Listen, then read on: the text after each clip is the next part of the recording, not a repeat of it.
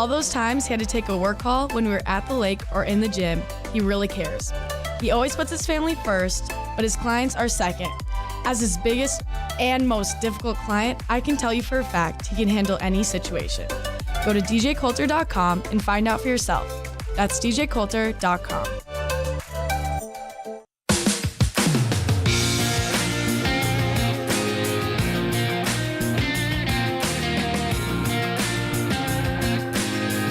Welcome to Weather and I Can Focus. Bentley, I really appreciate that. And meteorologist Justin Storm, along with Chief Meteorologist Dean Wysocki. For now. And our one and amazing, very talented Ag Director, Bridgette Readel. She's actually just here.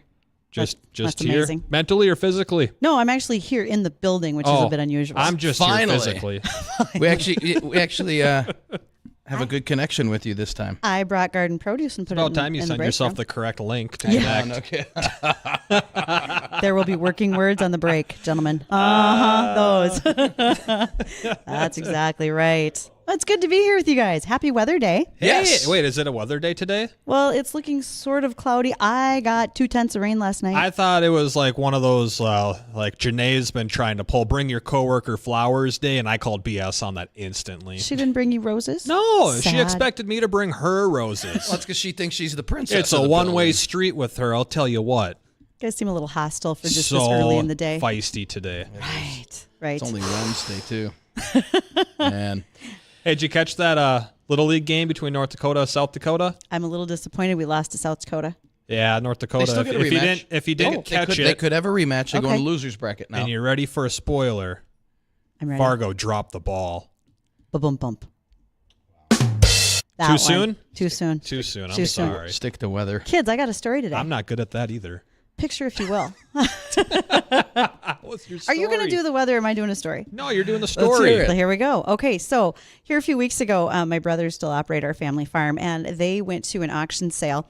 One brother, apparently he's the nerdier one, keeps a list of serial numbers of tractors we've had on the farm. And they were standing around at this auction sale, and there was a Farmall IH 827. It's a smaller tractor. And they went over and looked at it, and by God, the serial numbers matched. Dad had traded it in 1980 for a higher horsepower tractor and gotten rid of it. So they bought it and brought it home. Being the diligent older sister that I am, I got pictures of it. I saw it in the shop and took some photos. And then I put it on Twitter. You're right. I'm not calling it X. It's Twitter. And X. An X premium. folks saw that, including our Here We Grow project partners, Titan Machinery. Titan, along with Case IH, was at the farm last week. They presented some gifts and thank yous for bringing home a legacy 826 tractor back to the farm, and they have provided some ways to help with some restoration. Oh, that's cool. It's not a machine shed queen. This is a tractor that's going to get used, currently being driven around by my 9-year-old nephew. But nonetheless, yeah, thank you to Titan, to Case IH for paying attention. Look at that. Social media does good things. That is super cool. It was very neat. And while we're at it, talking about tractors and whatnot, should we just give a little update on our Here We Grow videos? You are going to be featured this Friday when our next video comes out with Titan Machinery. Yeah, that's going to be really exciting. It's fun. We met them down at Ag PhD Ag Field Day. PhD Field Day in Baltic, South Dakota. Before I got heat exhaustion and almost passed out, we were able to get a whole video shot with them, so it was a lot of fun. You were in tractors and I was in combines. tractors and combines, a sprayer, Nice. no injuries, I physical ones at least. I was quite impressed. It was a good day, minus, the heat exhaustion, almost heat stroke part. That was fun.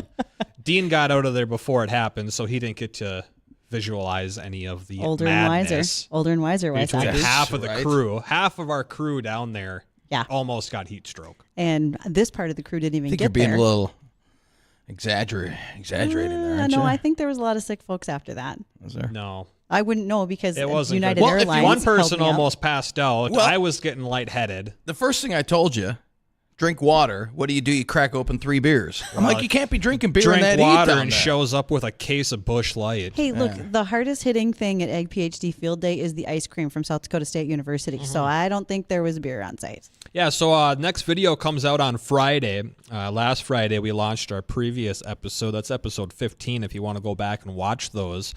The entire series is on Facebook and YouTube. Just search Weather and Ag in Focus. Each one's got its own playlist of the Here We Grow series. Here's a little preview of what last week's episode was, and it wasn't of me, Bridgette, or Dean. It wasn't. It was a special guest that was joining us for Here We Grow, and here you go, a tease of episode 15. Hey everybody, we're at Great Plains Food Bank for this week's edition of Here We Grow, surrounded by Cheez-Its and Rice-A-Roni, and I'm getting hungry in here. It's so rewarding to be in this position and take an entirely different approach to it, but really think about what is our most basic need, food, and how can we support farmers and consumers alike. This is such a great place. They feed so many people around our region. This edition is live now, so go ahead and watch it and join us on Here We Grow. Yo, Steve Hallstrom went over to the food bank and met with them, and that's what our episode's about, figuring out everything that goes down over there. A lot of key statistics in there I had no idea about.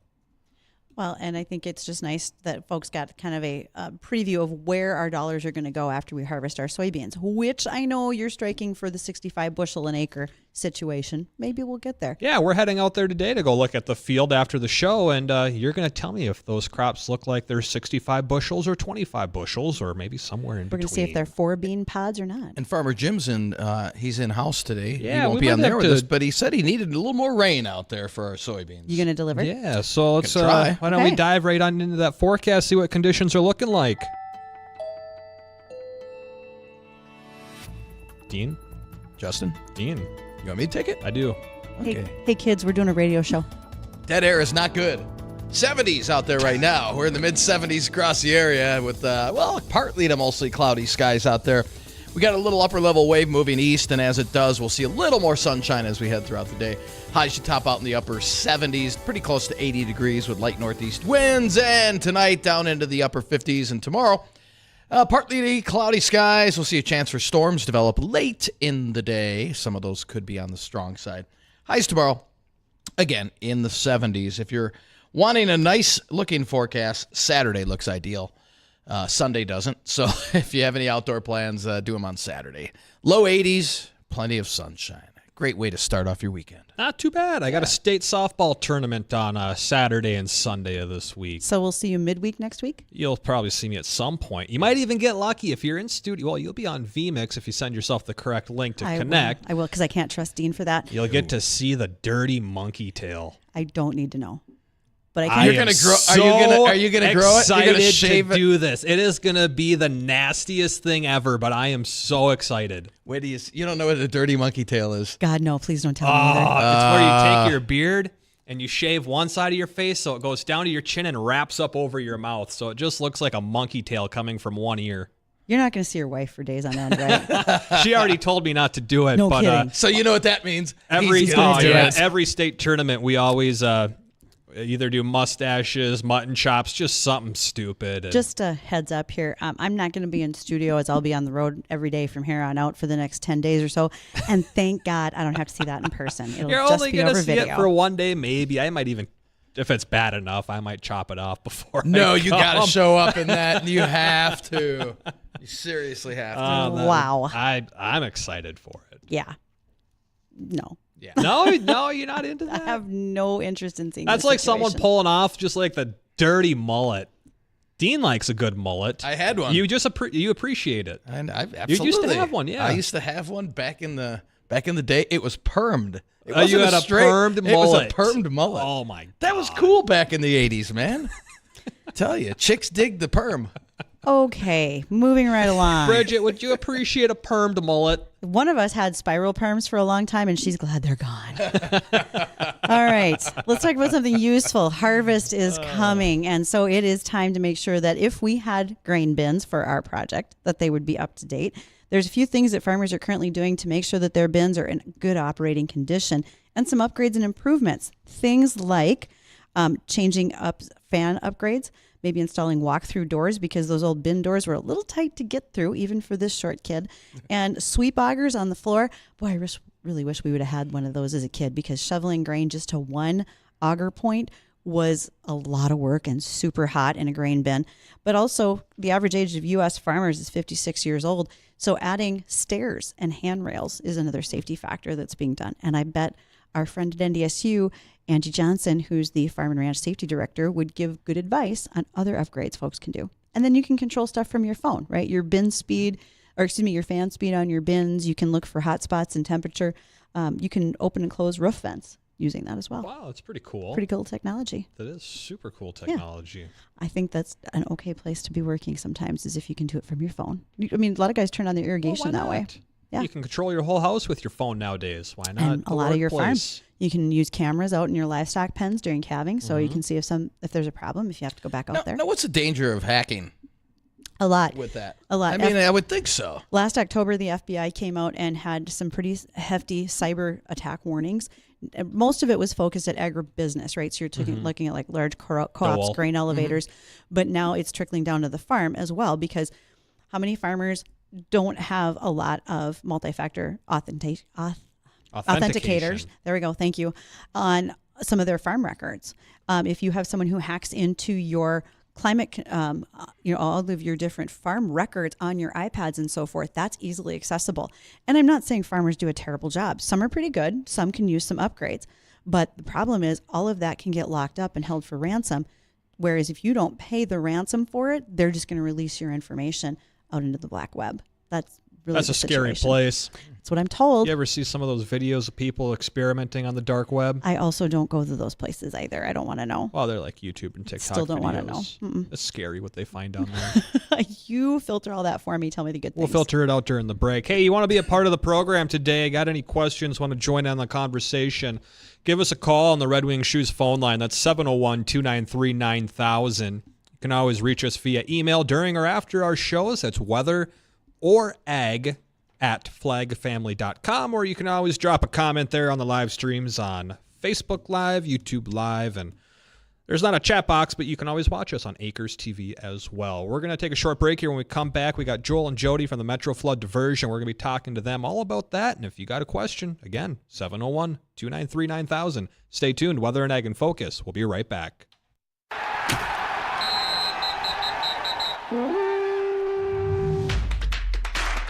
Welcome to Inside the Huddle for a Vikings training camp update. We're updating you on the Vikings all preseason long, bringing you up to week 1 when the Vikings host the Tampa Bay Buccaneers. These updates are brought to you by Jiffy Lube of Fargo. Minnesota Vikings head coach Kevin O'Connell gave an update on James Lynch's injury and talked about the addition of 2 new wide receivers. Don't want to touch on, haven't had a chance to talk to you guys since unfortunately we did lose James Lynch to his knee injury. A guy that all he does is do things the right way, and it stings whenever you lose a player anytime, but a guy that you've just seen totally committed coming back from his shoulder from last year. And as I told James, this is just another temporary little speed bump he will work through and be right back where he belongs sooner rather than later. In addition, we did make a roster move. We waived Cephas Johnson, and with those 2 roster spots, we added N'Keal Harry and Jacob Copeland, 2 receivers that we want to give an opportunity to compete to see how they fit in with our group, and hopefully get them up to speed within that receiver group, which, although we've had a couple of bumps and bruises here throughout camp, that room and that group is having a very, very nice kind of start to training camp, and want to continue to see that.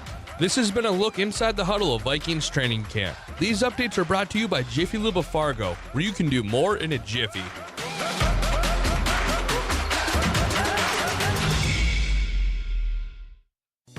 Ripley's in Earhart has a great job opportunity for you. Ripley's is now hiring directional drill operators, backhoe operators, and plow operators. Your career opportunity is waiting in the utility construction, directional boring, fiber optic splicing, and fiber to the home industry. Apply online at ripleys-inc.com or call Ripley's for an immediate interview. 218-842-5322.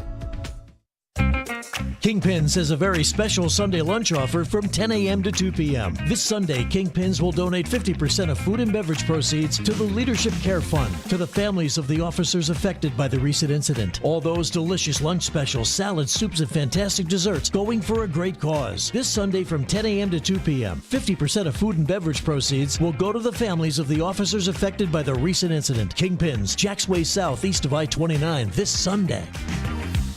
The defending American Association champion Fargo-Moorhead Redhawks continue their series against the Sioux City Explorers tonight at 7:02. It's Valley City State University night. Plus, it's college night at the ballpark. Show your valid college ID at the box office, and your first base bleacher ticket is only $6 thanks to Access Clinicals. Redhawks versus Explorers tonight at 7:02. Get your tickets now at the Redhawks ticket office by calling 235-6161 or online at fmredhawks.com. Would you enjoy having 3 hot meals a day? Someone did your dishes, laundry, and helped manage your health concerns. For over 125 years, the Veterans Home has been providing quality care for veterans and their spouses. You were there for us. Now let us be there for you. Call us at 701-683-6500 or visit ndvh.nd.gov. This ad is sponsored by the North Dakota Cares Coalition and aired in cooperation with the North Dakota Broadcasters Association and this station. At the end of a crazy day, let your stress wash away with the smooth taste of North Dakota Sweet Crude Orange. A new generation of taste from North Dakota Sweet Crude. The same smooth finish with a splash of orange. Enjoy a variety of drinks like Orange Crush, an Orange Fashioned, or an Orange and Rye Manhattan. 3 of more than 50 recipes using North Dakota Sweet Crude and Sweet Crude Orange you'll find at crudespirits.com. North Dakota Sweet Crude and Sweet Crude Orange. A great way to finish your day. Old.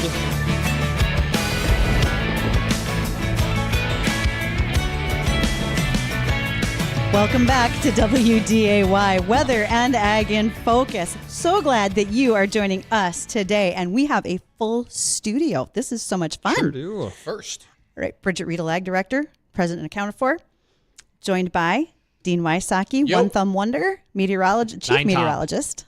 He's the chief guy. He's got the bigger thumb because he's all bandaged up. And then we have Justin Storm, meteorologist extraordinaire. Additionally, on our Here We Grow project, our farmer cooperator Jim Hewlin is in-house today. We're glad to see Jim walking by as he's recording some commercials. And thank you to Dakota Bank. They are a national leader in ag lending. They are the largest independent bank for ag loan headquarters in the Dakotas, and also to another sponsor of ours, that would be North Dakota State Services. Justin and I already are working on the Here We Grow video with Mark Wagner of North Dakota State Services. All the things that you need to know about farm transition and planning. Better yet, in studio today, we have with us Joel Paulson. He is the Executive Director, and Jody Smith, Director of Lands and Compliance for the Metro Flood Diversion Authority. Hello. Welcome. Hello. Good to see you guys. Yes. So, the reason this all started, why did we say we want to have you folks come in? Because we actually had listeners say, okay, what happens with all the farmland, with the diversion? How many acres are being taken out of production? How does it get reclaimed? Any of that? Where would you all like to start with that discussion? What's the first one we want to answer? Yeah, so I can probably start, and Jody, you can fill in. That obviously the project affects a massive amount of farmland, and just from the footprint itself. But then the way the project operates, it stores water upstream in what we call an upstream mitigation area. Right. That area is almost entirely agricultural. And so during a flood event where we would have to operate the project, which would be something above a 100-year flood event, that area would store floodwaters in the spring. We did have NDSU take a look at statistics on flood events. Very minimal impact to the actual growing season. The flood events generally occur early in the spring, early enough that the fields are generally dry. Right. But there is some overlap. There is a small amount of overlap. So we did work with farmers and a couple of different mitigation products that we can talk about. One, the Prevent Plant program, and then also our supplemental crop insurance program. So we can dig into that a little bit more. I would say the footprint of the project is taking about 10,000 acres out of production, and that includes the 30-mile channel and the 20-mile southern embankment and control structures. So those will be permanently eliminated from the land stock, obviously. Okay. The upstream mitigation area is about 20,000 acres that are impacted when we operate the project, but generally, as I mentioned before, pretty minimal potential impacts to the growing season itself. And just a side note, the project is never expected to operate during a summertime rainfall event. There's just not enough moisture and water to get to the level of triggering the operation of the project. So it's really just there for those springtime flood events that we have. And so, yes, it does affect farm fields and acreage, obviously, but it also protects the metro area and from safety and security standpoint and a resiliency standpoint. Absolutely. Do we get it all, Jody? Absolutely. What he said. Okay. So then let me ask this. With all of the acres that you said 10,000 acres, what's the reclamation process? How are we doing that where we can, after we've dug the big ditch and we've put soil back, how does that happen? Is there a plan for how it gets put back? Can someone farm right up to the diversion? What does that look like? I'm getting the googly eyes to go ahead and answer this one. So we have a couple of different property rights that we're working with the farmers. So we talked about the acquisition and fee. So that's what's going to be taken out of production. We have flowage easement over about 29,000 acres. Some of that's not in production because it's wooded or it's grasslands up in the upstream mitigation area. So we also have temporary construction easements out there. So while we have that temporary construction easement in place, they cannot farm right up to the structure. Those are a 5-year easement. Once those are lifted, then they can farm right up to the structure. And so we tend to go out and do some demarcation so that they're aware exactly where they're going to be farming. And we tend to have some of our team members out there just to make sure that they're communicating with the farmers out in the area so that they're very much aware where they can go up to the structure on. Okay, because that's all going to be very vital as we're doing this. and so you mentioned early on, Joel, using things like preventive plant and crop insurance. How does that play in for a landowner and or a farmer who might be renting from the landowner? What does that look like? Yeah, that's a great question. And we get a lot of input from the farm community as we develop those products. Good, bad, and whether or not you asked for it? Pretty much. Good. Okay, got it. and we actually have a support group of farmers that kind of help focus group. Focus group, sorry. It might be a support group as well for the egg community, however you want to call it. I have handled agronomic therapy before. Okay, so... during the development of the project, there was a lot of comments about, the potential for flooding impacting planting in the upstream mitigation area. And there was a lot of concern, very valid concern. There was also concern of, once the crops are planted, wonder if you do have a freak rainfall event where the project produces impacts, to the crops themselves. So we engaged the crop insurance market. We got a consultant to develop a supplemental crop insurance product that kind of bolts on to the National Crop Insurance Program and really protects the farmers for a man-made flood event. So if we were to operate the project and the crops were in the field already and they were wiped out, our product would cover to 100% of that crop loss in that particular year, and would really be used in lieu of the federal crop insurance, because federal crop insurance does not cover for man-made induced flooding. And so we had to produce this product to cover that issue. Right. This is a little bit different than what anybody was thinking about. That's right. And I do believe it's probably one of the first products of its kind in the nation, because these types of projects are really pretty rare. And obviously the Fargo topography that we have around here is pretty unique in the country. As a pool table is the word you're looking for. That's right. Flat. Well, we have hit the bottom of the hour. We are going to continue this discussion with Joel Paulson. He is the Executive Director, and Jody Smith, Director of Lands and Compliance with the Metro Flood Diversion Authority. Want to make sure you stay with us. If you have questions, please call us at 701-293-9000. That is the Red Wing Shoe phone line. You can email us as well, weather or ag@flagfamily.com. Stay around. We'll continue our talk after this. Radio 970 WDAY. Hi, meteorologist Justin Storm. Every afternoon, my forecasts let you know how the afternoon weather is going to go and that all-important ride home from work. In all 4 seasons, that's the reason you listen. Weather changes fast, and I'll give you the current conditions as well as what the evening will look like so you can make decisions on the plans you've made. Don't forget Weather and Ag Radio every day at 1 p.m. right here on WDAY. It's summer in a big way. So go big at Mall of America. Your summer adventure is on with a stay at Radisson Blu Mall of America, conveniently connected to the mall.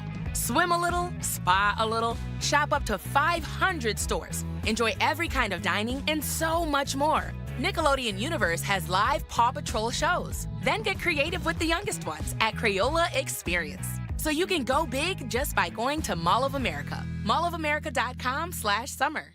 What do eyewear and weather have in common? Join us for the Aspire Optical Eye on the Sky weekly weather forecast to find out. Each Tuesday morning, Dean Wysocki, Justin Storm, and myself, Ashley Freeborn, owner of Aspire Optical, will bring you the 7-day forecast. You never know where we'll be or how it will be presented, but we promise to bring you the most accurate forecast this side of the Red River. And learn how you can save big on eyewear from Aspire Optical. Watch the Aspire Optical Eye on the Sky weekly weather forecast on our Facebook, YouTube, and Twitter pages. Trust us, this is weather and eyewear like you've never seen. Creative Planning presents Rethink Your Money with John Hagenson, Saturday morning at 6. Join John each week as he challenges financial advice you've been given and reaffirms what you know to be true. If your financial plan doesn't include taxes, insurance, estate planning, and investing, it's incomplete and you can't afford to miss out. At Creative Planning, we provide all the expertise, all the advice you need, all in-house. To learn more, visit creativeplanning.com/radio.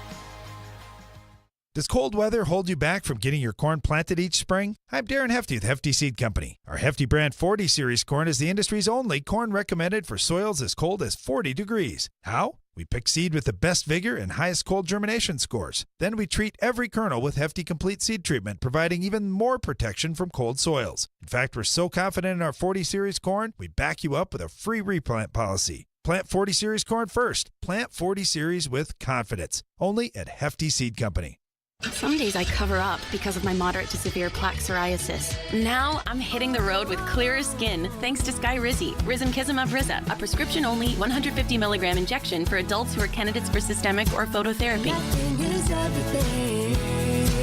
With Skyrizi, 3 out of 4 people achieved 90% clearer skin at 4 months. And Skyrizi is just 4 doses a year after 2 starter doses. Don't use if allergic to Skyrizi. Serious allergic reactions and an increased risk of infections or a lower ability to fight them may occur. Before treatment, your doctor should check for infection and tuberculosis. Tell your doctor if you have an infection or symptoms such as fever, sweats, chills, muscle aches, or cough, or if you plan to or recently received a vaccine. Thanks to Skyrizi, there's nothing on my skin, and that means everything. Your doctor today about Skyrizi, the #1 dermatologist prescribed biologic in psoriasis, and visit skyrizi.com or call 1-866-SKYRIZI to learn more. For the ones who work hard to ensure their crew can always go the extra mile, and the ones who get in early so everyone can go home on time, there's Grainger, offering professional-grade supplies backed by product experts so you can quickly and easily find what you need. Plus, you can count on access to a committed team ready to go the extra mile for you. Call, click Grainger.com, or just stop by. Grainger, for the ones who get it done.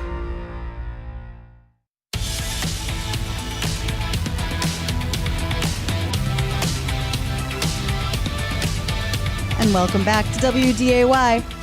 Ag and Weather in Focus. We are so glad that you are joining us today. Again, meteorology staff here of Dean and Justin, myself, Bridgette as Ag Director, but we've got a full group in-house, and that would include Joel Paulson as well as Jody Smith. They are with the Metro Flood Diversion Authority. Joel's the Executive Director, Jody, Director of Lands and Compliance. That's a lot of title to put on a business card now, isn't it? Doesn't it sound like fun, though? I mean, who doesn't want to be the Director of Compliance? Like... Sure. Right? I hate to tell you this, but that sounds like that really hurts some days, I bet. Okay, so speaking of some of those things that might hurt, we've been talking a little bit off break and so forth. Some of the questions that we have had folks ask, and I'm going to go back to when you mentioned, Joel, kind of turning on and off the flow, right? Like people were worried further downstream, is there going to be more flooding than usual, et cetera. So is there almost like a gate that at some point shuts off the diversion in case there's too much water? What does that look like? Yeah, so the way it operates, we designed the project to have no mitigation downstream. Okay. So that means in North Dakota, less than 6 inches of impact. Okay. So there is, a few inches of impact on the downstream end of the project, but nothing that we're required to mitigate under any federal or state laws. All of the impacts were generally congregated in the upstream mitigation area. So as the flood event occurs and we start operating the gates for the Red River and the Wild Rice River will come down and limit the flows through there, such that under a 100-year flood event, we will have 37 feet of flow through town. Okay. And that'll be held constant during that 100-year level event. The remaining water will go into the diversion channel and spill in, and we will meter the water into the channel such that there are no downstream impacts. Okay. So really the impacts are all in the upstream mitigation area and congregated in that location. Okay. Interesting. If you got a question out there, 701-293-9000 is the Red Wing Shoes phone line. We're going to head over there now and bring in Todd to the show. Todd, welcome to Weather and Ag in Focus. Where are you calling from? What's your question? I'm calling from Fargo, and a great show again. Thank you. The question I have for your diversion people, they mentioned that 10,000 acres are being taken out of production. And I do know that landowners, including farmers and other entities, are being compensated for the loss of their land. My question is this, on a farm, what year is the value of that land that they're losing due to the diversion? What year is that being valued at? Because this diversion has been under consideration for 10, 15 years already. Good question. Very good. Do we know? Because the value of that land changes year to year, and it hasn't been going down. Okay. Thank you, Todd. We're going to let our guest answer for us. So I can take the kind of first stab at this, Todd. So every time we go and provide just compensation to a landowner, it's based off an appraisal. So it's based off the year that it was appraised. So if you look at the portions of the project that were further north, and that's some of the earliest acquisitions, it was valued in the year in which we acquired it. We're still getting appraisals in the door. We're still working on that acquisition process. That's down in the upstream mitigation area. So that's valued at today's value. So when you look back over the transgression of the project, there is a significant increase in the value of land, particularly over the past 2 years. We saw a huge jump in the past 2 years just due to inflation, the recession, the war in Ukraine. Everything that could impact land values tended to impact land values. And so even by our own standards, we saw a higher increase in the values than we were anticipating. So you're correct that they have gone up significantly. Mm-hmm. I got a follow-up for that. And by the way, Todd, thank you for calling in and getting that question asked. When it comes to the compensation for taking of this land, the 10,000 acres, especially stuff that's been going up north of town, is this just a one-time payment for the 1 year of productivity? This isn't like we're going to pay you for the next 5 years that this land could have produced. Is that correct? It's just a one-time payment for what the land is valued at? That's correct. I mean, it's a one-time payment because we're actually purchasing the land, particularly in the channel, because we're going to take it out of production. So within the boundaries of the channel, the Cass County Water Resource District is the owner of that property. When you get into the Minnesota side of it, then we have different ownership, of course. But so we're purchasing it. What does have a time frame on it is those temporary construction easements that are going to be put back into production. Typically, those are 5 years. The flowage easements are 99-year easements. So those flowage easements will be out there for quite a while. Mm-hmm. The other type of easement that we have is an environmental monitoring easement, our EMEs.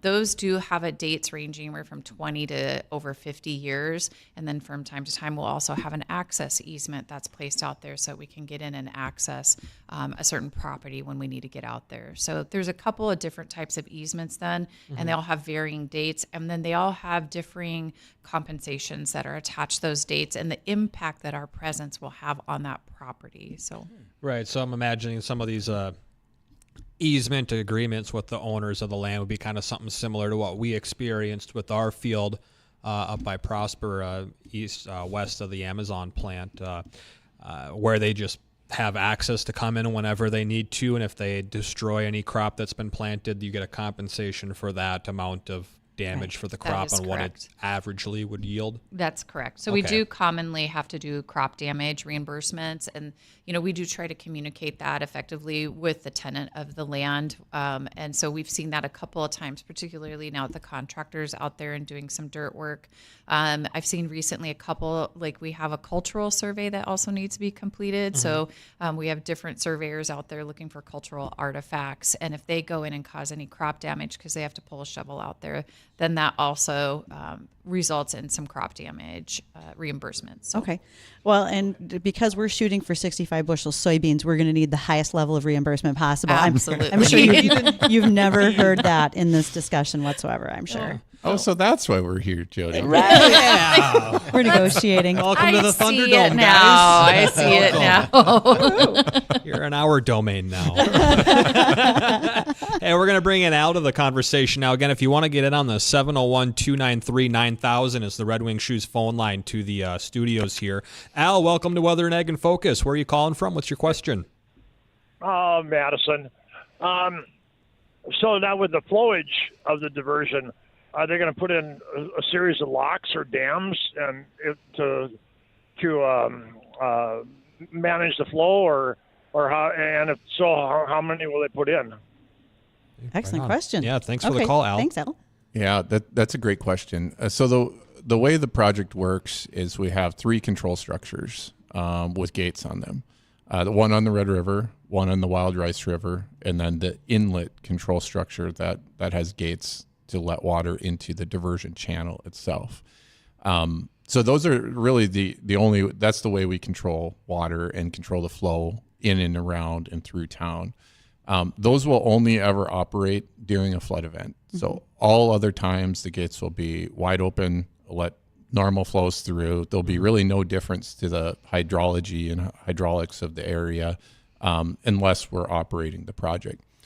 During operation, obviously, would be an emergency situation, and you wouldn't have navigation on the rivers, and so there really is no consideration for locks or anything of that sort to allow for navigation during an event because, frankly, I think when we saw in 2009, there was. I think I saw a couple guys in kayaks, but probably not recommended to be kayaking around in the flood event. There were a lot more in '97. I know that much. Now, Joel, what about farmers using the diversion channel for irrigation? Is that going to be a possibility? Dean, that's a great question, and I think the first time I've actually received that question, I thought I've received everything, but I guess not.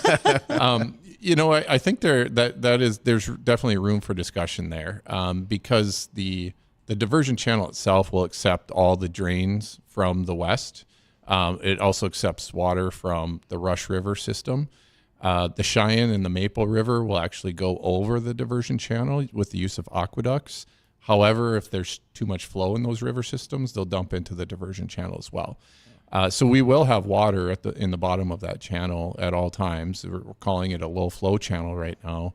But with it intercepting so many different drains and river systems, it'll be interesting to kind of see how the state views that as far as permitting and the use of that water. And I guess at this point, we haven't had that discussion with the state. But if there was a request for the use of water out of the diversion channel, it certainly would be something that we could have a discussion and figure out how that might be approached. Okay. In dry weather like this, your office phone lines are currently lighting up while you're not back at your desk. People are like, I want to be first. I want that permit first. Sign me up. Okay, so I've got one now.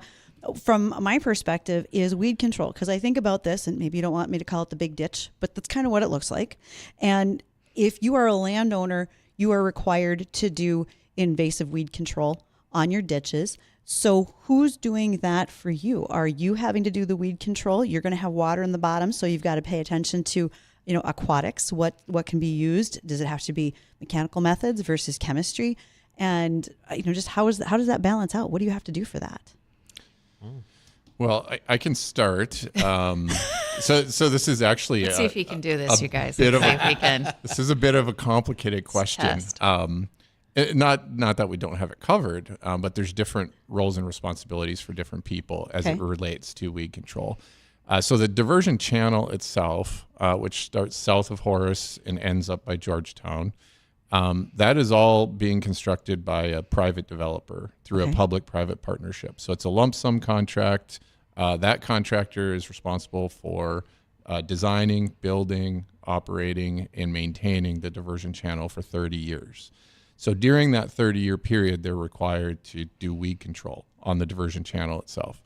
If we will be providing inspection, so if they are not meeting their obligations, obviously there's non-conformance and non-compliance points that we issue, and a whole host of different things that we can do to ensure that they're keeping up their obligations. And at the end of the day, if they don't, we would send dispatch somebody out there to take care of invasive weeds and those sorts of things. Now, on the dam itself with the control structures and the upstream mitigation area where we own property, that'll be the Metro Flood Diversion Authority's responsibility to contract for weed spraying services for all that land. And it falls under part of the compliance role that Jody has. Yay! Oh man, I was going to sell you a bridge, but now I'm going to sell you weed control. Yes. What do you got? And so we do commonly go out there. We do weekly inspections. We want to make sure that the mowing and the weeding is taken care of. I do appreciate, particularly this year with newer construction happening, I have gotten some phone calls, we'll call them, notifying me if some weeds may be growing a little bit long in certain areas, regardless if it's in the channel and it's the contractor's responsibility or ours.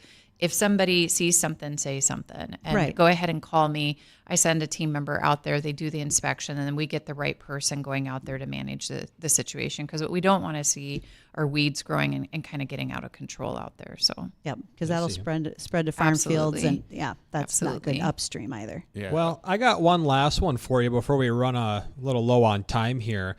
Could you give an update on what's currently going on with the diversion? What's in progress right now? Where is this happening at around the FM area?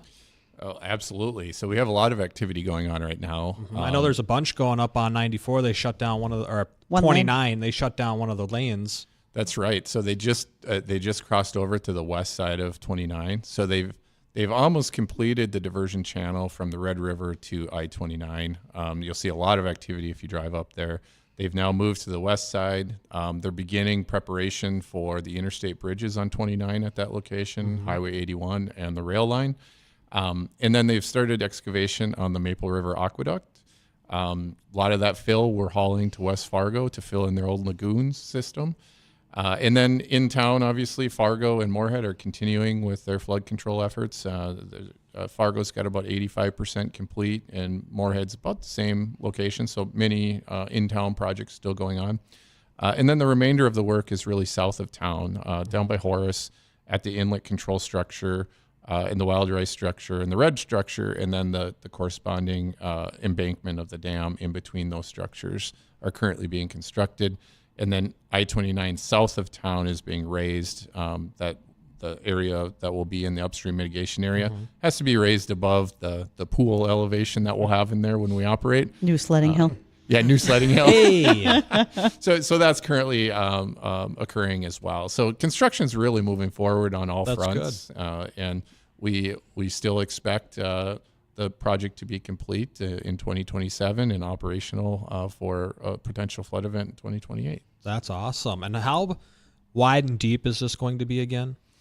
Oh, so the size of it? Yeah, generally the diversion channel itself, it's about 40 feet deep, I guess, but it's a little misconceiving.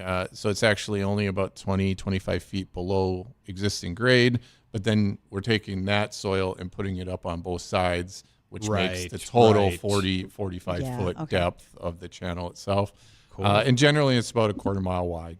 Okay. Sure. It's a big ditch. It's a big ditch. It's a big ditch. Sorry to call it a ditch. That's all right. We won't tell our communications. Joel, Jody, really appreciate you guys coming in here, talking a little bit about this, getting a couple of listener questions answered. If people want to get more information about the diversion or maybe separate areas that they could go to get contact information or figure out who they might need to get in contact with, where and how could they do that? And Jody, I'll start with you. Yeah, you can easily go to our website, go to fmdiversion.gov. You can fill out a contact form there, and whether it's a question, information, you're reporting something, or you have a group that wants a tour, you can fill out the form, and then that gets dispersed to the right person who can answer the question for you. So awesome. You got anything to add to that, Joel? No, is that about it? I'd say that's the best place to find information and contact info. There's a wealth of information on the website. Our mitigation plan is on there. It explains all the crop insurance programs, all the prevent plans. All of the easements are all discussed in that document. So if there is a farmer that's impacted, it's a great location. But we also have land agents that work with all the farmers that are impacted as well. And we try to keep those lines of communication as open as possible. Cool. We appreciate that. Yeah, Thank you. really appreciate it. Well, we got to check on the markets with the American Ag Network. When we come back, got an ag topic and a check on the forecast and any questions that you may have. Rev up your engines for Track Talk with Jason Berg, the ultimate racing radio show every Monday night at 6:30 on WDAY Radio. From the hottest drivers, latest racing news and analysis, to recaps of the best dirt track races in the region. All live from O'Kelly's Bar and Grill. If the dirt's flying, you can bet Jason Berg is covering it. Track Talk is brought to you in part by Gateway Chevrolet, Brady's Service, O'Kelly's Bar and Grill, Magnum Contracting, and WDAY Radio. Enjoy time with family and friends in Fargo's best-kept secret, the Gastropub Backyard at Fargo Billiards. The Gastropub Backyard is the largest patio in the FM area. Enjoy nice weather with a signature cocktail, like their refreshing Shark Bite or Loaded Limeade. Make the most of your summer with a full bar, restaurant, bean bags, giant Jenga, and volleyball. Also available for private parties. So get your summer on with the Gastropub Backyard at Fargo Billiards, located just west of I-29 on 32nd Avenue South in Fargo. Attention job seekers, check this out. Plains Grain and Agronomy is busy and is hiring more team members for their locations at Enderlin, Marion, and Mott, North Dakota. Hiring for the following positions: Class A truck driver, custom applicator, general laborer, and precision ag service technician. They're hiring immediately, full-time, with great pay and great benefits. Join the Plains Grain and Agronomy team online at plainsgrain.com.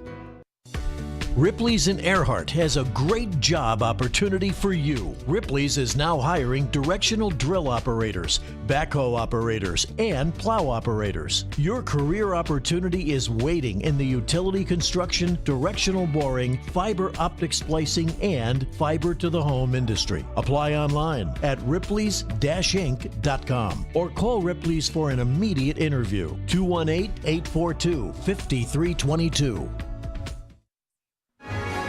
Mixed action in the market trade. You're listening to the American Ag Network. of Jesse Allen with this market update. We're joined now by Arlen Suderman, Chief Commodities Economist at StoneX, for our market analysis. Arlen, grain and oilseed trade kind of mixed here on Wednesday. Quartered soybeans, the row crops are trading quiet around unchanged. Wheat, a little more pressure there, but overall feels like kind of a consolidation day today ahead of Friday's August WDAY report. What's your take on the grains today?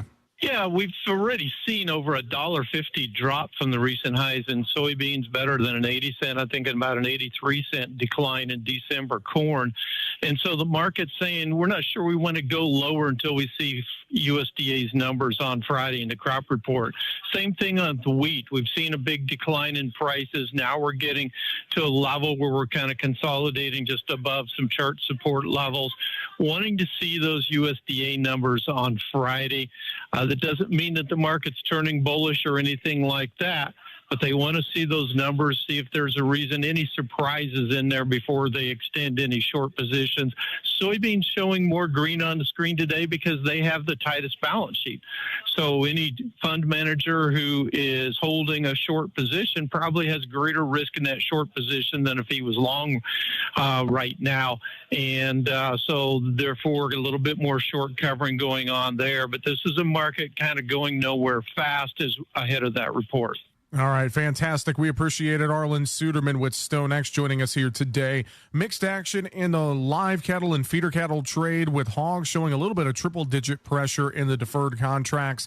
Crude oil up 89 cents a barrel, 83.81. The Dow Jones down 184 points. That's checking the markets this hour. You're listening to the American Ag Network. I'm Jesse Allen.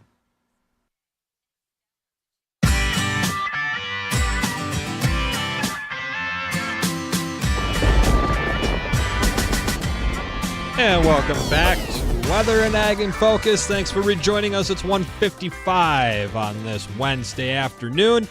Current temperature, 76-ish degrees here in the FM Metro. That was reported at 12:53, so I'm assuming we're probably sitting around 77, 78, 89. I don't know.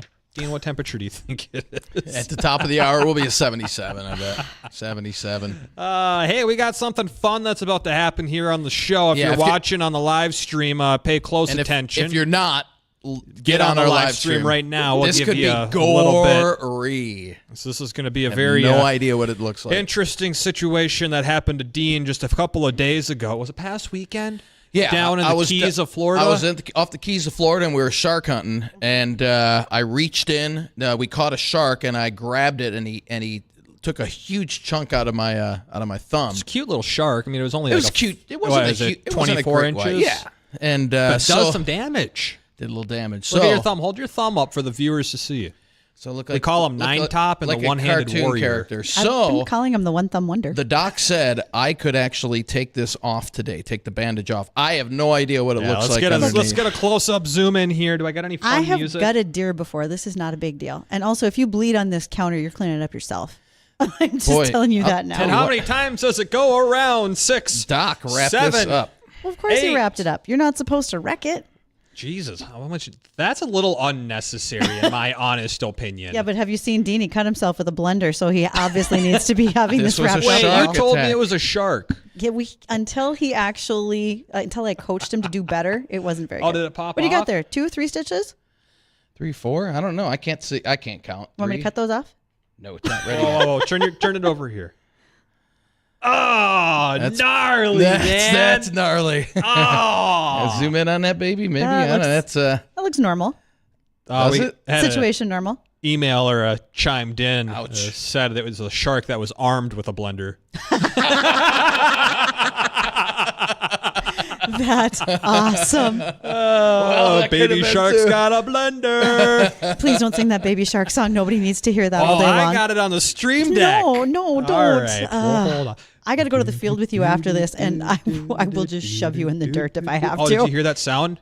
Did you hear that? If that is? That was the sound of everyone turning off their radios, those clicks. I thought that's when John was on. I thought that was the only time that happened. Yeah, that's it. I'm just excited that happened when I wasn't here.